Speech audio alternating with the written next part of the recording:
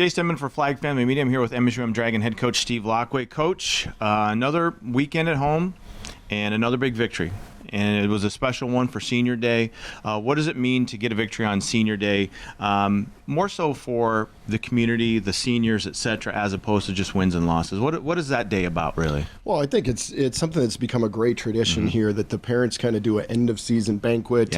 After the last home game. You got a chance to honor the seniors. So you have a lot of family members here that are for the game, they're for the banquet after, not just for the seniors, but almost 450 people there afterwards. And so it becomes one of these days to celebrate kind of careers, to celebrate Dragon football, the experience people are having. And so you definitely want to go out there and have a good game on the field, which we did, and it couldn't have scripted any more perfect. And so from that standpoint, you kind of give the people what they want, and then you're able to a lot more celebrate and enjoy the banquet afterwards, which is nice. One of the best days of the year for me to see all those people that are involved and impacted by Dragon football is super great. Right, exactly, because over the course of the years, especially when it comes to seniors, these are parents and family members that have been supporting these players since potentially they were 5-6 years old, first getting the flag football under their belt, etc. So yeah, it was a big win.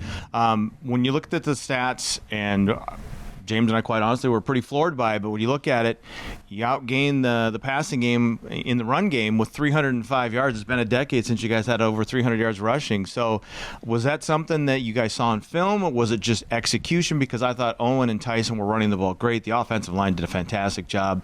What went into that rushing attack? Well, I think you hit it on the head. The offensive line played phenomenal football. They did a great job handling the different fronts, the twists, and then moving people off the line. And the running backs were awesome as well. They read it, they hit it hard, they broke tackles, they did the things that you wanted. And we felt like going in, we could run the football. It seemed as we went through the game, it was almost a definite message we were being sent of, hey, we do not want Jack Strand to win this game. If you guys are going to win it, you're going to win it with other people besides him and the receivers. And you know what? We continued to succeed and be able to do that. And so we just kept the ball on the ground. And, you know, the other thing was it was pretty cold out, so I don't know that my hands could flip the call sheet over to get to the other side where the pass plays were. So we just stuck with the run play since they were working. We had walls, and I had a heater too, so I was doing my best to kind of cheat that. You know, when it comes to obviously getting a win like that and finding a way to do that, obviously it's always great on Senior Day, but it's one of those things where Jack has another great day. He sets a record. Gage sets a record. So first question I have, though, is on that play where Brady Perryman recovered a fumble, that one actually did go down as a touchdown, a pass for Jack, which is a little confusing. I'm not sure if you've seen a quirkier play stat-wise than that, but what does it mean to this program to have now the all-time Division II leading receiver and then a guy who's broken the record for most total touchdowns in conference play?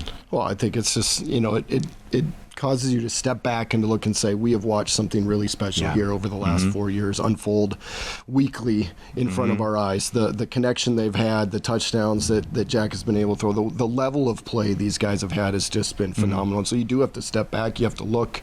It was great to be able to get those records. It was great to take advantage of the video board, to have, you know, Gage's record, and then be able to have people really close to him that had left him a message, you know, his mom out there, you know, talking on the board to him, congratulating him. I thought that those things were great. And we talk all the time in our program about, hey, if the light is shining on you, and which it did on Gage there, it has on Jack Strand, it has on Brady Perryman, it has on lots of our guys. Our job then is either to bring people into that spotlight because they've helped us get there, or take that spotlight and shine it on the people that have helped us get there. And so on Senior Day, that's what it really is. Everybody that's involved in that journey is there, and we had a chance to shine the light on so many people who have played a part in the journey. It was couldn't be any better. Absolutely. This weekend, it's the battle for the title of Minnesota State University. At least that's what I'm calling it. So whoever wins gets to be Minnesota State University for the entire year. What's it going to take to get a victory against a very good Mankato team? Well, I think first it starts off, we got to have just a 1-0 mindset in the simple of not just like for the week, but you're thinking about one play at a time, one series at a time, one quarter at a time. We have to make sure that we're able to let things go in the past, stay focused on the present, and just continue to do that.